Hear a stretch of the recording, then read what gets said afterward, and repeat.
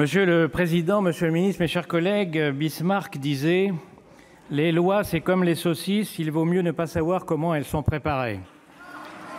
Mais les Français ne sont pas comme Bismarck, ils préfèrent le savoir. Et nous, parlementaires, encore plus. D'où l'utilité de ce débat, Monsieur le Président de la Commission des Affaires sociales. Lorsqu'un gouvernement décide une réforme des retraites, Monsieur le Ministre, on sait d'avance qu'il y aura des bosses sur la route. En France, la réforme porte en elle la grève comme la nuée et l'orage. Notre pays est donc reparti pour une nouvelle crise de nerfs, énième tentative de remake de 1789, qui menace désormais de se renouveler tous les ans. Vous avez les grèves et les manifs, comme Juppé en 95, comme Raffarin en 2003, comme Villepin en 2006, comme Fillon en 2010, comme El Khomri en 2016, comme Macron l'an dernier. Enfin, un sport où nous sommes champions du monde incontestés. Marx disait que l'histoire se répète, la première fois comme une tragédie, la deuxième fois comme une farce, mais au 25e épisode, ça n'est plus une farce, c'est carrément une série Netflix, et en l'occurrence une mauvaise. Les grèves, c'est long, surtout vers la fin et surtout pour ceux qui les subissent. Mais les bloqueurs se moquent de ceux qui les subissent. Et voilà comment le pays est aujourd'hui en marche, mais en marche arrière, et comment depuis un mois les Français sont en marche, mais en marche à pied. Au moment où, dans le calme, nos voisins européens ont tiré les conséquences de l'allongement de la vie en instaurant la retraite à 65 ans, en France, les démagogues du Rassemblement antinational, de la France soumise à Cuba et de la CGT proposent la retraite à 60 ans. Pour eux, l'argent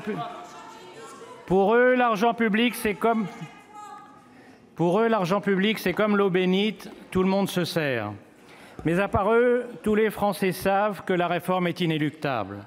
Déséquilibre démographique, déficit structurel, inégalités criantes sont une épée de Damoclès sur les retraités et sur les futurs retraités dans un pays où le système coûte 14% du PIB contre 10% en moyenne en Europe. Une majorité de nos concitoyens sont plutôt favorables à l'universalité du nouveau système, aux mesures en faveur des femmes, des agriculteurs, des titulaires de petites retraites ou de carrières hachées, à la suppression des régimes spéciaux pour lesquels les Français, qui partent en retraite à moyenne à 63 ans et demi, payent 8 milliards pour que d'autres partent à 52 ou 57 ans. Alors pourquoi une telle confusion aujourd'hui? Pas seulement parce que nous sommes, dit-on, des Gaulois réfractaires, ni même parce que la CGT a pour devise « je bloque donc je suis », mais aussi parce que le service après-vente a connu des ratés. Le gouvernement a réussi à rassembler, mais hélas contre lui, en suivant une ligne droite qui a beaucoup zigzagué.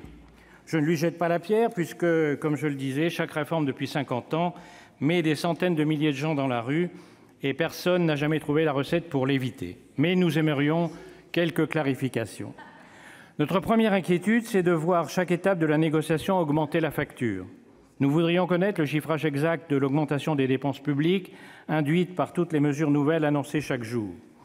Bien sûr que le Premier ministre a raison de refuser les distinctions purement fictives entre réformes systémiques et réformes paramétriques. Le système doit être équilibré sur le long terme et il doit l'être sur le court terme, c'est une évidence. Âge pivot ou augmentation pure et simple de l'âge de départ, c'est un débat assez académique à mes yeux. Je crains seulement que dire qu'on va faire cette réforme en l'équilibrant grâce au seul âge pivot, et a fortiori sans lui, c'est comme prétendre qu'on va faire rentrer un édredon dans une valise. Il va falloir nous expliquer comment. Deuxième inquiétude, les concessions qui s'accumulent à chaque rencontre avec les partenaires sociaux et qui ont abouti dans les faits au maintien de plusieurs régimes particuliers, souvent justifiés, sont-elles terminées? Ou bien va-t-on, à travers les mesures de compensation demandées à la RATP et à la SNCF, les faire payer par des entreprises qui cumulent la sous-rentabilité, le surendettement, l'effondrement de la qualité des services rendus et le sous-investissement? Visiter les toilettes dans l'Intercité de 50 ans, je dis bien 50 ans, que je prends chaque semaine, vous vous demandez à quel moment on a fait un looping. Enfin, beaucoup de gens attendent une réponse précise sur le devenir des 130 milliards d'excédents des régimes autonomes. Si ces réserves, fruits de l'épargne et d'une bonne gestion, devaient devenir la variable d'ajustement d'une facture trop lourde, j'ai peur que beaucoup de gens qui vous sont plutôt favorables deviennent quelque peu courroucés. Monsieur le ministre, cette réforme est indispensable et il faut savoir gré au gouvernement de l'avoir lancée. Nous souhaitons pouvoir la voter, comme le Sénat en a voté d'autres depuis 2 ans sur le Code du travail, l'école ou le statut des cheminots. Mais notre grande question à ce stade, c'est quelle réforme exactement ? Vous l'avez compris, nous voulons savoir comment sont fabriquées les saucisses, mais nous souhaitons aussi qu'à la sortie, elles ne soient pas saucissonnées. Merci, Monsieur le Président.